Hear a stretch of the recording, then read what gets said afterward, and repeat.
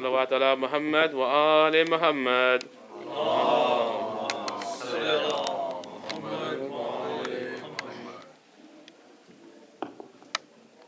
أعوذ بالله من الشيطان الرجيم. بسم الله الرحمن الرحيم. الحمد لله رب العالمين الرحمن الرحيم مالك يوم الدين إياك نعبد وإياك نستعين اهدنا الصراط المستقيم صراط الذين أنعمت عليهم غير المغضوب عليهم ولا الضالين.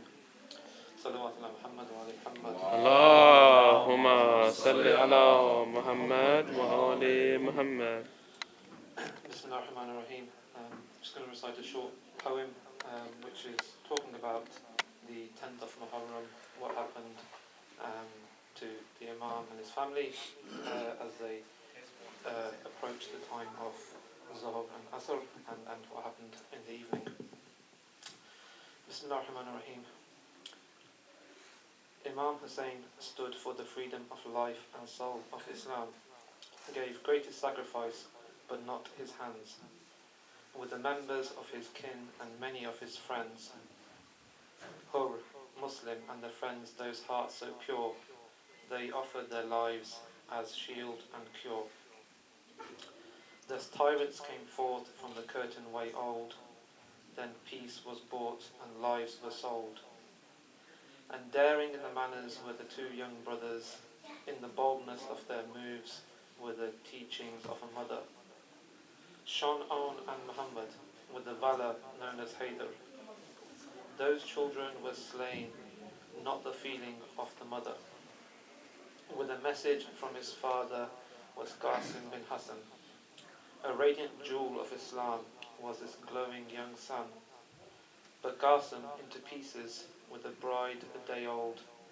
On the sand in heat, it was savage, it was cold. Then the pride of the Hashims rode back from the river, and the tyrants made sure that he did not deliver. They cut off his arms, but spirit was set, till an arrow hit the bag, only eyes got wet.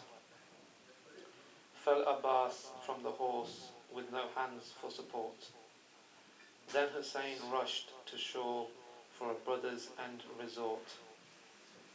Those children who waited their patience were told, and thirst in the camp was 3 days old. Soon Akbar came down with a spear in his chest, which a father had to pull, so severe was the test. He was the image of the Prophet and the life of Hussein.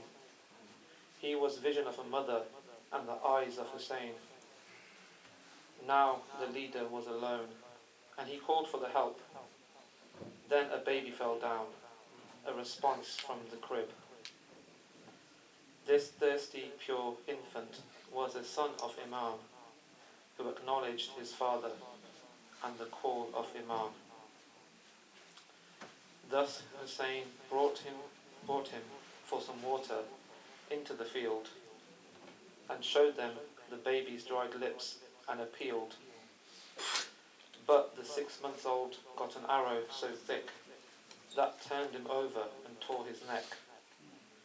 Ali Asghar went to sleep with his father and no fear, with the cradle on fire and his head on spear, and the mother's empty hand with the tear-dried eyes, who looked for the baby to sing lullabies. And a sister by the camp saw the horror of this trip, as a knife tore the neck where the prophet put his lips. Earth in grief roared heavens and mourned.